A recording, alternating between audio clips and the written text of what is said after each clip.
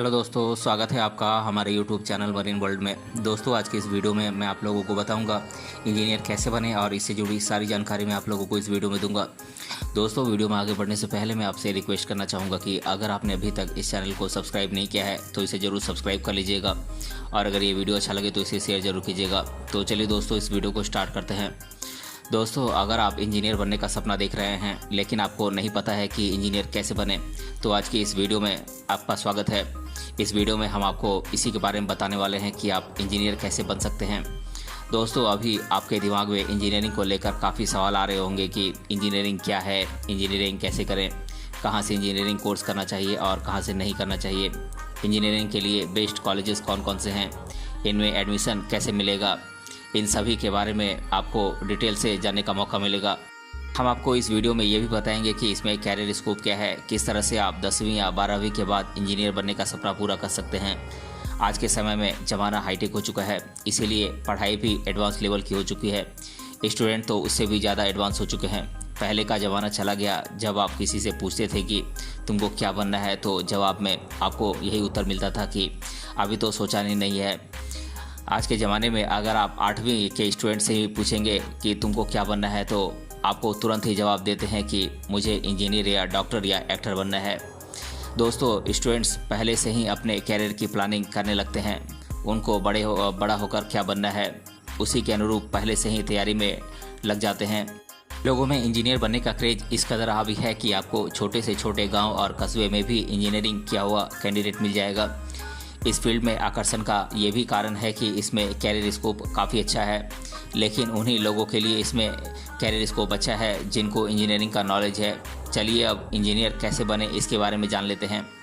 दोस्तों, इंजीनियर बनने के लिए कैंडिडेट को PCM यानी कि फिजिक्स, केमिस्ट्री और मैथ्स सब्जेक्ट से 12वीं पास होना चाहिए। इसके बाद आप BTech या BE जैसी इंजीनियरिंग की डिग्री करके इंजीनियर बनने का सपना साकार कर सकते हैं।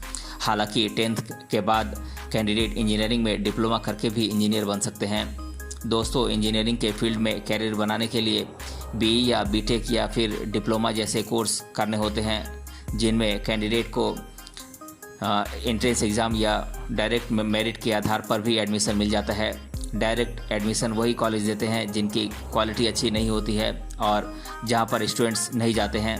हालांकि यहां से भी कोर्स करके आप इंजीनियर बन सकते हैं, लेकिन कोर्स के बाद जॉब मिलना मुश्किल हो जाता है, क्योंकि ऐसे कॉलेजों में आपको वो नॉलेज और स्किल सीखने को नहीं मिल पाती है जो कि एक इंजीनियर के अंदर होनी चाहिए।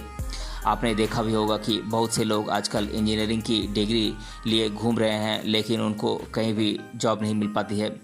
इन लोगों को सिर्फ इसी वजह से जॉब नहीं मिल पाती है क्योंकि जिस टैलेंट की इंजीनियरिंग के फील्ड में ज़रूरत है वो तो इनके पास है ही नहीं, सिर्फ डिग्री है। दोस्तों, मैं आपको बता दूं कि इस सेक्टर में डिग्री होने से कुछ नहीं होता। आप अपने अंदर इंडस्ट्री से रिलेटेड स्किल को डेवलप करें। यहाँ पर किताबी ज्ञान की ज़रूरत नहीं होती है। इस सेक्टर में प्रैक्टिकल नॉलेज आपको काम दिलाता है। रटने की बजाय समझने पर भरोसा रखें। अगर आप अच्छे कॉलेज जैसे कि IIT, NIT या अन्य गवर्नमेंट कॉलेज में एडमिशन लेने की सोच रहे हैं, तो इसके लिए आपको एंट्रेंस एग्ज़ाम देना पड़ता है। एंट्रेंस एग्ज़ाम क्वालिफाई करने के बाद मेरिट के अनुसार काउंसलिंग के माध्यम से एडमिशन मिल पाता है। इंडिया में इंजीनियरिंग के लिए सबसे टॉप कॉलेज IIT कॉलेज होते हैं। उसके बाद दूसरे नंबर पर NIT कॉलेज होते हैं। तीसरे नंबर पर अन्य गवर्नमेंट कॉलेज होते हैं। आपको इस तरह से एंट्रेंस एग्ज़ाम की तैयारी करनी है कि IIT कॉलेज में एडमिशन मिल जाए। अगर IIT में नहीं मिल पाता है तो NIT कॉलेज में तो मिल ही जाए। अगर यहाँ पर भी एडमिशन नहीं मिल पाता है तो कम से कम किसी अच्छे गवर्नमेंट कॉलेज में एडमिशन मिल जाए। दोस्तों, बात करें इंजीनियर बनने के लिए इंजीनियरिंग कोर्स करने के लिए एंट्रेंस एग्ज़ाम्स की, तो इन एंट्रेंस एग्ज़ाम के नाम मैं आप लोगों को बता देता हूँ। ये एंट्रेंस एग्ज़ाम्स हैं JEE main, JEE advance, UP SEAT, Gujarat CET, CU SAT, CU CET, IPU SET, AMU इत्यादि।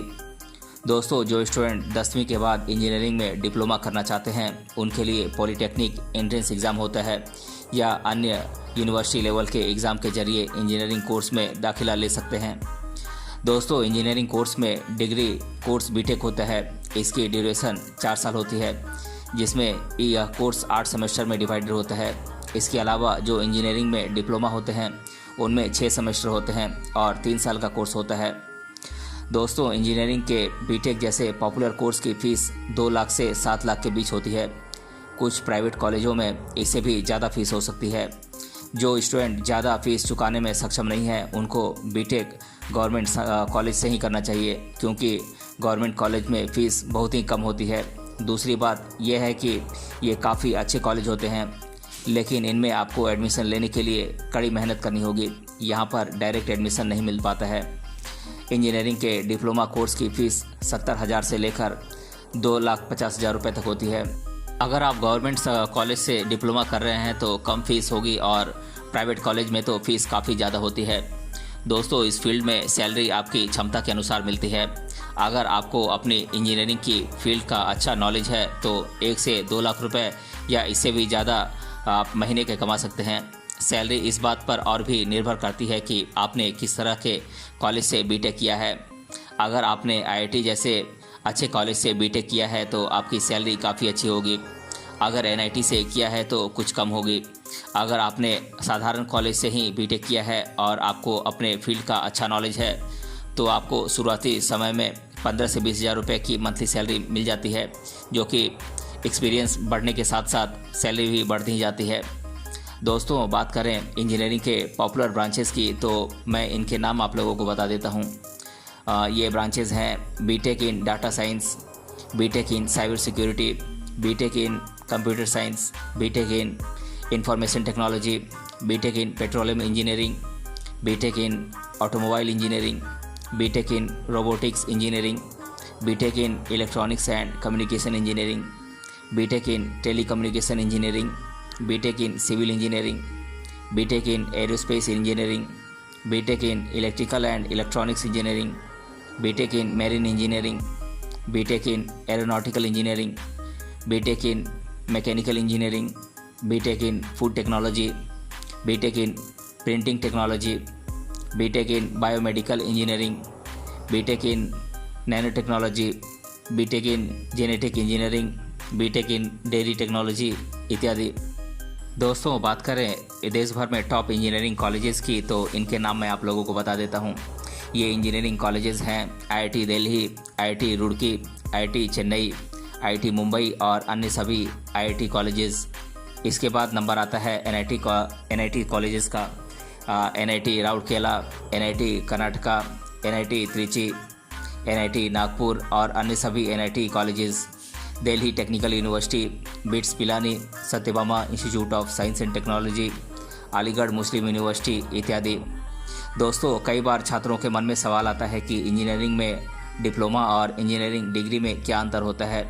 तो मैं आप लोगों को बता दूं कि डिप्लोमा कोर्स की ड्यूरेशन 2 से 3 साल होती है। अगर आप 12th के बाद इंजीनियरिंग डिप्लोमा कर रहे हैं तो ये 2 साल का होगा और 10th के बाद कर रहे हैं तो 3 साल का होगा। डिप्लोमा की फ़ीस कम होती है और डिग्री की फ़ीस ज़्यादा होती है। डिप्लोमा करने के बाद आपको लोअर पोजीशन की इंजीनियरिंग की फील्ड में जॉब मिलती है और डिग्री करने के बाद सीनियर पोजीशन की भी जॉब ऑफर हो सकती है। अगला प्रश्न जो छात्रों के मन में आता है वो है कि कंप्यूटर साइंस इंजीनियर कैसे बने। तो दोस्तों, मैं आप लोगों को बता दूं कि अगर आप कंप्यूटर साइंस इंजीनियर बनना चाहते हैं तो आपको बीटेक इन कंप्यूटर साइंस या बीटेक इन आईटी जैसे कोर्स करना चाहिए, जिसे करके आप कंप्यूटर साइंस इंजीनियर बन सकते हैं। कंप्यूटर साइंस में बीटेक करने के बाद software engineer, software programmer, app developer, web designer, data scientist जैसे बेहतरीन जॉब पोजीशन पर आप जॉब कर सकते हैं। अगला प्रश्न जो छात्रों के द्वारा अधिकतर बार पूछा जाता है वो है कि इंजीनियरिंग किस ब्रांच से करना ज़्यादा बेहतर होगा। तो दोस्तों, मैं आप लोगों को बता दूं कि फ़िलहाल इंजीनियरिंग की कोई ब्रांच बेकार नहीं है, बस आपको किस में ज़्यादा इंटरेस्ट है, क्योंकि जिस काम में हमारा इंटरेस्ट होता है तो वो काम हमें बहुत ही आसान लगता है और इसी वजह से उसमें सफलता के चांसेस भी बढ़ जाते हैं। आपको इंजीनियरिंग के जिस भी फील्ड में जाना हो उसी में बीटेक या डिप्लोमा कोर्स करें। दोस्तों, बात करें इंजीनियरिंग के मोस्ट पॉपुलर ब्रांचेस की तो इनके नाम मैं आप लोगों को बता देता हूँ। ये ब्रांचेस हैं computer science, information technology, aerospace engineering, marine engineering, telecommunication engineering, robotics engineering, artificial intelligence engineering, ethical hacking engineering, civil engineering, automobile engineering इत्यादि। दोस्तों, अनेकों स्टूडेंट्स का ये सवाल रहता है कि इंजीनियरिंग कोर्स 10th के बाद करें या 12वीं के बाद। तो दोस्तों, ये आपकी परिस्थिति और इंटरेस्ट पर डिपेंड करता है कि आप कब इंजीनियरिंग कोर्स करना चाहते हैं, क्योंकि कुछ स्टूडेंट ऐसे होते हैं जिनके पास ज़्यादा टाइम नहीं होता है, तो वे जल्द से जल्द कोई भी इंजीनियरिंग कोर्स करके जॉब करना चाहते हैं। वहीं कुछ स्टूडेंट्स के पास काफ़ी लंबा वक्त होता है, तो चाहे वो बीटेक और एमटेक जैसी इंजीनियरिंग डिग्री भी कर सकते हैं। फ़िलहाल अगर आप 12th के बाद इंजीनियरिंग कोर्स करते हैं तो ज़्यादा अच्छा रहेगा, क्योंकि 10th पास करने के बाद तुरंत आप इतने ज़्यादा मेंटली और स्किल में इतने ज़्यादा स्ट्रांग नहीं होते हैं जो कि एक इंजीनियर को होना चाहिए। इस वजह से आपको जॉब मिलने में भी दिक्कत हो सकती है। अगला प्रश्न जो छात्रों के मन में आता है वो है कि रोबोटिक्स इंजीनियरिंग क्या है और कैसे बने। तो दोस्तों, मैं आप लोगों को बता दूं कि रोबोटिक्स इंजीनियरिंग में रोबोट का निर्माण, डिज़ाइनिंग और संचालन, इन सभी तकनीक पर कार्य किया जाता है। रोबोट के संचालन के लिए कंप्यूटराइज्ड टेक्निक के साथ सेंसर और इंफॉर्मेशन प्रोसेसर का इस्तेमाल किया जाता है। आज के समय में रोबोटिक्स साइंस तो काफ़ी विकसित इंजीनियरिंग की शाखा बन चुकी है। अनेकों कार्य रोबोट की मदद से बहुत ही आसानी से किए जाते हैं, जो कि मनुष्यों के लिए बहुत ही मुश्किल होते हैं। चिकित्सीय कार्य, बिजनेस, युद्ध के मैदान, रिसर्च और भी बहुत सी फील्ड में रोबोटिक साइंस का बहुत बड़ा योगदान है। रोबोटिक इंजीनियरिंग की शुरुआत तो मैकेनिकल इंजीनियरिंग के एक उपशाखा से हुई थी, लेकिन अब यह बहुत ही उन्नत शाखा बन चुकी है। इसमें मशीन ऑटोमेशन के जरिए कार्य करती हैं। रोबोट की मदद से जोखिम भरे कार्य इंसानों के करने के बजाय रोबोट से कराए जाते हैं।